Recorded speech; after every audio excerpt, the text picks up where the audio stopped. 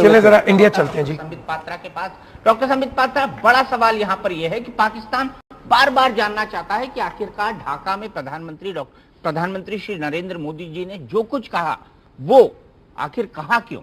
हमको बड़ा साफ दिखता है कि वो सीधा संदेश देना चाहते थे कि हम शांति चाहते हैं, लेकिन पाकिस्तान लगातार गड़बड़ी करता है और यही बात को वो एम्फेसाइज करना चाहते थे कि हमने एक झटके में उनके 90,000 सैनिकों को छोड़ दिया बिना किसी प्री कंडीशन के।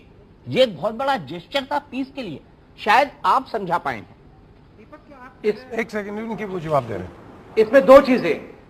इसमें दो चीजें समझनी होगी। थोड़ा तो हमें इतिहास में जो जाना होगा और फिर वर्तमान में आना होगा। इतिहास में आपको समझना होगा भारत आखिरकार कैसे इंडो बांग्लादेश जो पाकिस्तान ईस्ट पाकिस्तान वॉर में इंडिया कैसे आया। 3 दिसंबर 1971 को 5:40 पर पाकिस्तान ने ऑपरेशन चंगेज खान आरंभ किया और 11 एयर स्ट्रिप्स पर, इंडिया के 11 एयर स्ट्रिप्स पर प्रीएम्प्टिव अटैक किए। और आपको जान के आश्चर्य होगा, मैं पूरी दुनिया के लिए बताना चाहूंगा, याद दिलाना चाहूंगा कि आगरा पे पहला अटैक हुआ। ताजमहल को हिंदुस्तान की सरकार ने घास फूस से ढक दिया, पूरे ताजमहल को, क्योंकि चांदनी रात थी और इस प्रकार ताजमहल चमक रहा था कि पाकिस्तान उस पे अटैक कर सकता था। हिंदुस्तान की सरकार ने पूरे ताजमहल को घास फूस से ढक दिया। भाई देखें, ये कोई किसी नई फिल्म का कोई डायलॉग है यार। जो हुआ उसको कहते हैं, मैं हिंदी में फिर से कहना चाहूंगा, घुटने टेक देना और नाक रगड़ना। और दूसरी बात, मोदी जी ने बड़े स्पष्ट शब्द यूनाइटेड नेशन के लिए कहा कि देखिए, ये होता है ह्यूमैनिटी होता है 90,000 वॉर ऑफ प्रिजनर्स होने के बावजूद भी कोई बार्गेन किए बिना हमने सबको छोड़ा।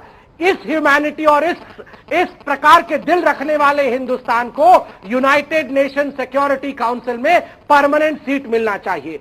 10 सेकंड में मैं अपनी आखिरी बात कहूंगा। अभी मोहतरमा ने मोदी जी के खिलाफ कुछ कहा, मैं फिर भी चैनल में इसलिए बैठा रहा क्योंकि मुझे इस बात की खुशी हुई कि मोदी जी के प्रधानमंत्री बनने के बाद पाकिस्तानियों की हालत ऐसी हो गई है कि बौखलाहट में ये भूल जाते हैं कि क्या बोल रहे हैं और क्या नहीं बोल रहे हैं। यही हालत पाकिस्तान की होनी चाहिए थी और मोदी जी ने पाकिस्तान का ये हालत। देखें, बात सुने, पाकिस्तान की हालत बड़ी। जिस वक्त आप एक स्टेटमेंट बता दीजिए उनका। जिस वक्त से बात शुरू हुई है आप सरेंडर कर रहे हैं, इसके अलावा तो आप कोई बात नहीं कर रहे। लेकिन सरेंडर से पहले जो ब्लंडर हुए हैं, जो कुछ आपने किया है, उसके ऊपर आप कोई बात नहीं कर रहे। जिस वक्त से मशरकी पाकिस्तान बना था उस वक्त से इंडिया और इंदिरा गांधी ने, मेरी बात सुनिए, उन्होंने उनकी यूनिवर्सिटियों में हिंदू प्रोफेसर और उस्ताद भेजे और वो उससे ब्रेन वॉशिंग उनकी कर रहे थे। मगरबी पाकिस्तान के खिलाफ उस वक्त से काम हो रहा था जब से पाकिस्तान बना था और ये हमारे पास इसके सबूत भी है कि ये हुआ था। और उन्होंने एक नस्ल पैदा की कि जो पाकिस्तान से नफरत करे और उस नस्ल को तब तो आपके पास था, आप और उसके बाद सब कुछ हमारे पास था, ठीक है। तो लेकिन बात सुनिए, जब जंग शुरू होती है तो आपने केजीबी से एक आदमी बुलाया और उसको ये काम सौंपा कि मुक्ति बाहिनी के साथ मिलके ये सारा कुछ किया जाए और इल्जाम सारा तर्क दे रहे हैं आप केजीबी और सीआईए पाकिस्तानी फौज में डाला जाए। पाकिस्तानी फौज ने तो अपने भाइयों के लिए सरेंडर किया है। सरेंडर क्या होता है भाई? सरेंडर अपने भाइयों को बचाने की एक तजवीज होती है। स्टेटमेंट है, I have come to make this majority province and minority province. फिर क्या हुआ जब किसी बात बांग्लादेश, ईस्ट बंगाल उसमें मेजॉरिटी प्रोविंस था पाकिस्तान का और उनका एक ऑफिशियल स्टेटमेंट है। मैं डॉक्टर संबित पात्रा को लाता हूँ। डॉक्टर संबित पात्रा, मुक्ति बाहिनी ने किया, इंडिया के साथ मिलकर जो कुछ भी किया और पाकिस्तान पर इल्जाम आया और पाकिस्तान की फौज पर इल्जाम आया और आपने क्या, तो फिर क्या हो गया? पाकिस्तान, एक सेकंड मैडम, हिस्ट्री में इंडिया ने कई बार सरेंडर किया है।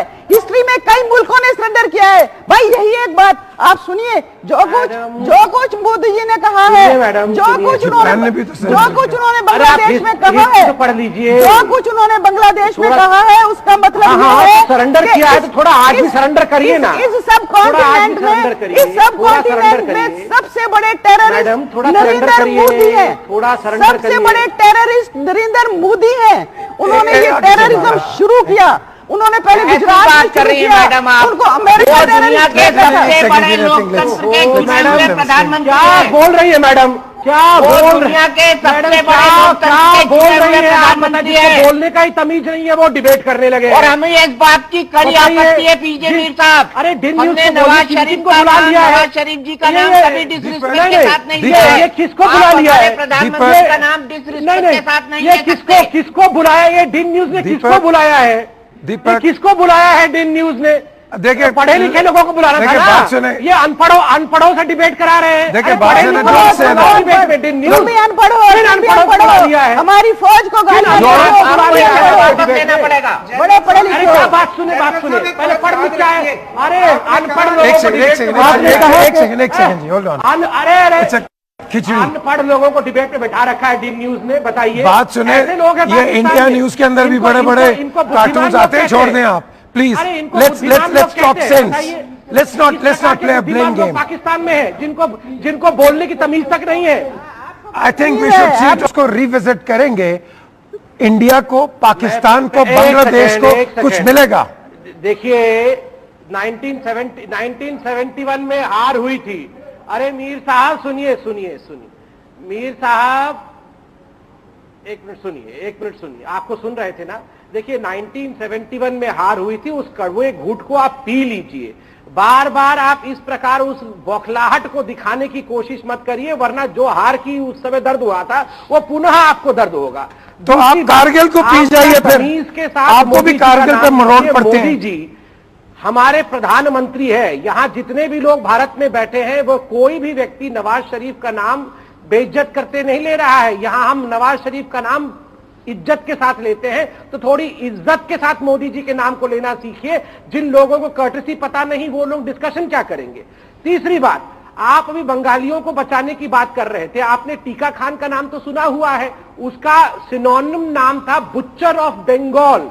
3 लाख से 30 लाख लोगों को आपने मारा, बलात्कार किया और जिस प्रकार से प्रताड़ित किया है, यह हिंदुस्तान ही नहीं पूरे विश्व के इतिहास में दर्ज है। आखिरी आप महात्मा गांधी के विषय में कह रहे थे ना, पाकिस्तान को इन सब विषयों में नहीं कहना चाहिए। वो पाकिस्तान जो हर प्रधानमंत्री और प्राइम मिनिस्टर को फांसी की सजा देता है, वो दूसरों के विषय में कहने का अधिकार नहीं रखता है। वो सब आप अपने देश में संभालिए। किस प्रकार से बेनजीर भुट्टो को मारने वालों को न्याय दिलाया जा सके, उसकी चिंता करिए। आप हमारे देश के विषय में चिंता ना करें।